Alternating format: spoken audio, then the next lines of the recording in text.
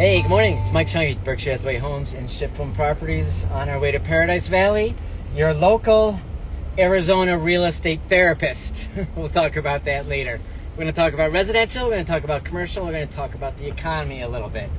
Inventory first. Again, down residential, single family detached homes. More stable number, remember. Down again this week, 13 of the last 14 weeks. Scottsdale. 1,200 single-family detached homes for sale. That is the lowest inventory since September of 2024. Maricopa County, they've come down a little bit, but we're doing all right there in the greater Phoenix area. But Scottsdale, Paradise Valley, the more desirable areas, I guess I should say, Fountain Hills, Cave Creek, inventory's down. So there's not a lot out there, but buyers are here. There's not slim pickings, I guess. We're back there again. We talked about almost a year about the inventory being low. But anyway, it's a change. The market's changing. Like I've said the past couple of weeks, it's starting to tick up there again. People are coming back for the fall a little bit early. Existing home sales was up 2% in July. We just got July's numbers. We're almost to the end of August, if you can believe that. But existing home sales up 2%. Prices were up. Cash sales, 31%, up from typically 27%. So, that's a lot of our clients are relocating from higher tax states. They're selling their house in California, Washington, Illinois, New York, and just coming here. And they can afford to pay cash, take the equity out of their other house that they've lived in since 1980, 1990, and they have the equity. They're coming here paying cash, and they're saving a bundle on taxes. So it makes sense. Prices are high. It's tough if you're a first-time young home buyer in the Phoenix area, from the Phoenix area. It's tough, but there are properties out there, and they're there. What I find is that first-time home buyers don't like what's out there. They don't like what they can afford. Remember, our first house was garbage, but it was a house. It was great. Anyway, got us in, and that's like I say, all ships rise with the tide. So get in what you can afford, and that's what we're telling our mid-20s daughters now. Just get in. You might not like what you can afford right now. If you have to commute, drive, just get in the market. But and especially now in the Scottsdale area, now's a great time. Buyers have a lot of negotiating power. Just because sellers either took their house off the market or they're tired. It's the end of summer. We're still seeing a few come off. I think you're a little late to take your house off the market at this point because things are starting to happen again. My phone's ringing. So anyway, sat in on an AAR brokers forum this week. Where are we? Okay. And who was talking? Rick Mack. He's general counsel. I don't know what his exact title is, but he's a well-known attorney for the Arizona Association of Realtors. He's on the runs the attorney hotline, I think. You call if you have a legal question. A lot of contracts, a lot of deals falling out of contracts. Just buyers are, walking away. It's either financing or they're not negotiating the deal. There's 3 points when you buy real estate to negotiate. It's the purchase contract, the initial, we're going to pay this much, we're going to close this much, these are the fees, closing costs, things like that. Then you have the inspection period, the Binzer period, which I've had a crazy week going through on a couple deals with that. Get to negotiate. It's not a time to renegotiate price, but often it's in lieu of repairs, which I believe. I'm not a big believer I believe in inspections. I'm not a big believer in having somebody else fixing something that I'm going to purchase or a home that I'm going to move into. I'd rather just, let's make something work out. Yesterday, we've negotiated a patio set. I don't sell furniture, and like I said last week, nobody wants your grandma's Ethan Allen dresser. It's not worth anything. You think it is, but it's not. But anyway, that's your second part of negotiation. And the third part is the appraisal, which I'm seeing appraisals pretty tight. With these cash purchases, you don't need a bank appraisal. It's a good idea to get one still, but your lender wants an appraisal. And we're seeing a lot of seller concessions. So you're holding the sales price pretty high, but there's a lot that's happening on the back end, and that doesn't show up in the in the appraisal or the sales prices for statistics to compare to. So be careful. If you're offering a bunch of concessions and your buyer is getting a loan, you've still got to appraise for that higher sales price. Even though there may be $100,000 in backdoor or seller concessions, the lender still wants that sales price, that property appraised for that sales price. So be careful there. And we actually met with an appraiser yesterday on a property. Some like it, some don't like it. I talked to him. I said, are you open to, let's have a discussion. I always like to make sure the appraiser, I like to meet them, make sure that they know what's happening in the area. Not all agents do. And, I don't want to influence their opinion at all, but I said, are you open to suggestions? Or this, and I pointed out one side of the street sells for $56 more than the other side of the street. So he's like, yeah, that makes sense. And just because it backs to the preserve, and I don't want to get too detailed because it's not the done deal yet, but left on Tatum, yep. So, so anyway, fun week. I love the negotiation process. We're going to talk more on the end. It's fun. It's, again, we'll talk about that at the end. Commercial. A lot happening still, on the outskirts. There's a study came out yesterday. 8 cities in the Phoenix metro area were ranked top, how did they say it? Top in economic growth. 8 cities in the greater Phoenix area ranked top economic growth nationwide for their size and things like that. Mesa, I know I've been talking about Mesa. Mesa's booming. You've got Apple, you've got Meta, you've got Amazon, you've got Google. They're all investing in infrastructure in Mesa, warehouses, data centers. So when they bring the money, they bring the higher salaries, and that goes down to the residential.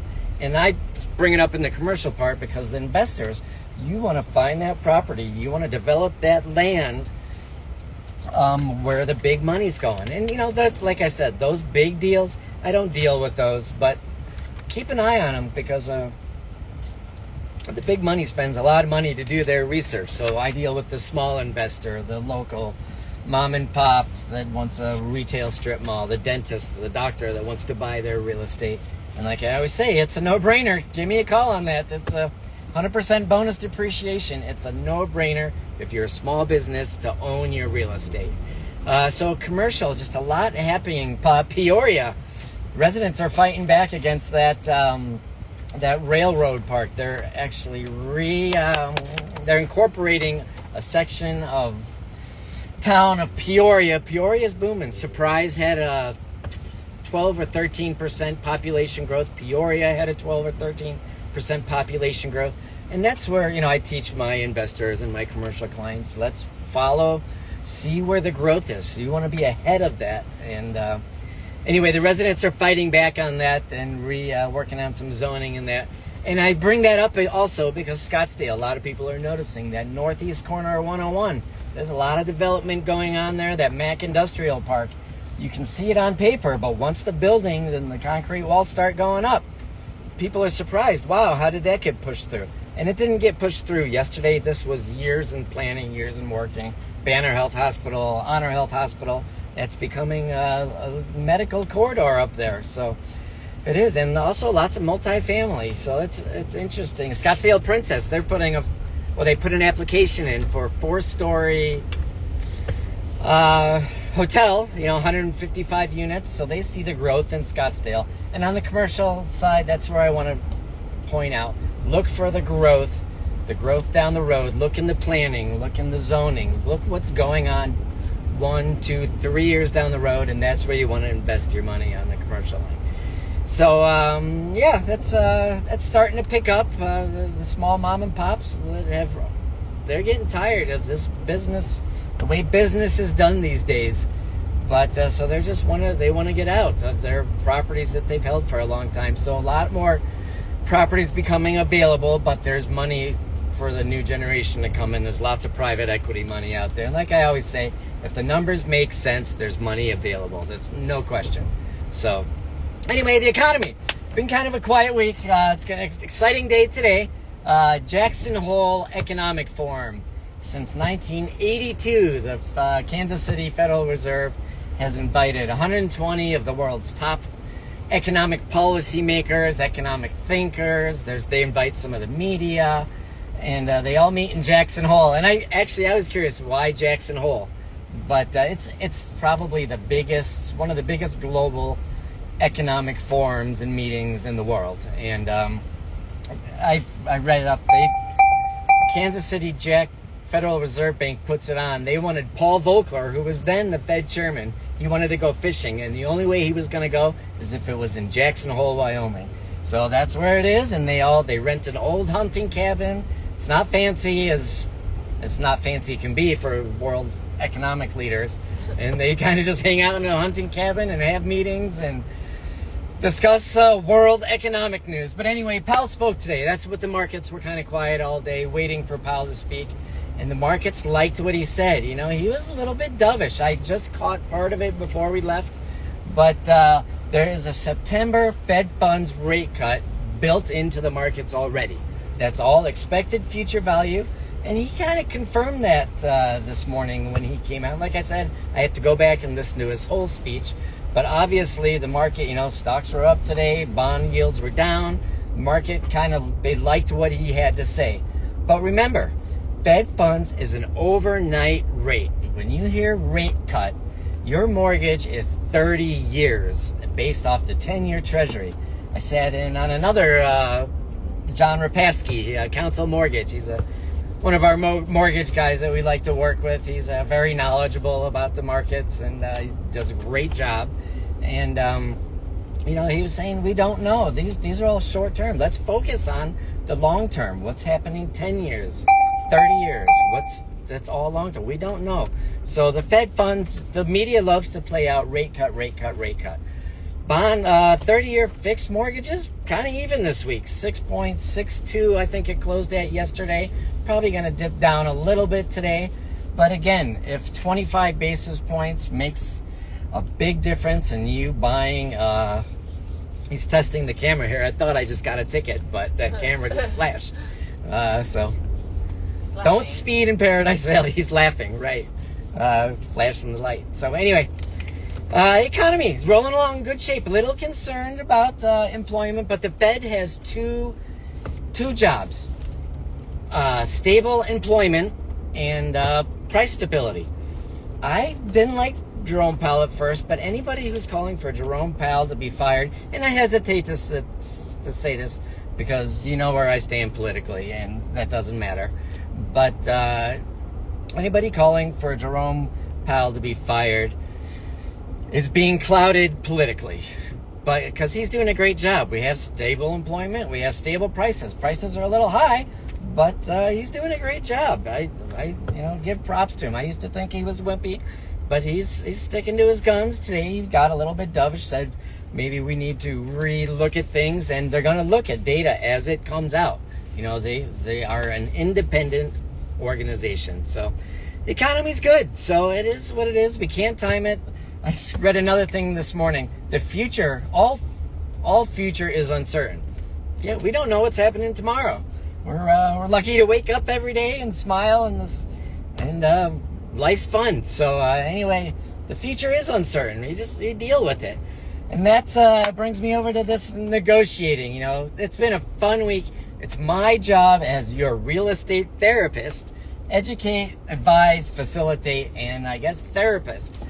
People they fly off the handle this week on multiple deals. It's people are quick to say, nope, I'm out. Let's focus on the end goal. You're either selling your house or you're not selling your house. It's, what did I say yesterday? It's like being half pregnant. You can't be half pregnant. You either are or you aren't. We're either selling your house or we're not. So it's just a matter of finding a solution. How do we get there? Let's take the steps. Be of sound mind. Don't let emotion. It's my job to take emotion out of the deal, and I think I'm good at it. So anyway, I don't know. It's fun. I really enjoy that part, and it's just talking people off the cliff and look at the end goal. What do we got to do to get you where you want to be, and get there? So anyway, facilitate, educate, advise, and therapist. I guess I don't know, but anyway, thanks for watching. We're running into this Paradise Valley meeting here, jump around, and got kind of a busy afternoon, but wrapping up some paperwork on these deals. But give me a call, 203-733-5877. I hope that all made sense. I kind of ripped through these real quick and just bounce off the peaks and just kind of touch the top of everything. If you have any questions or need more detail, give me a shout. I'm here to help. These are here to educate. So give me a shout. What did I say? I'm not pretty enough to make fancy TikTok videos and that, so I'm here to educate and help however I can. Give me a shout, 203-733-5877. Thanks for watching. I appreciate it, and we'll talk to you soon.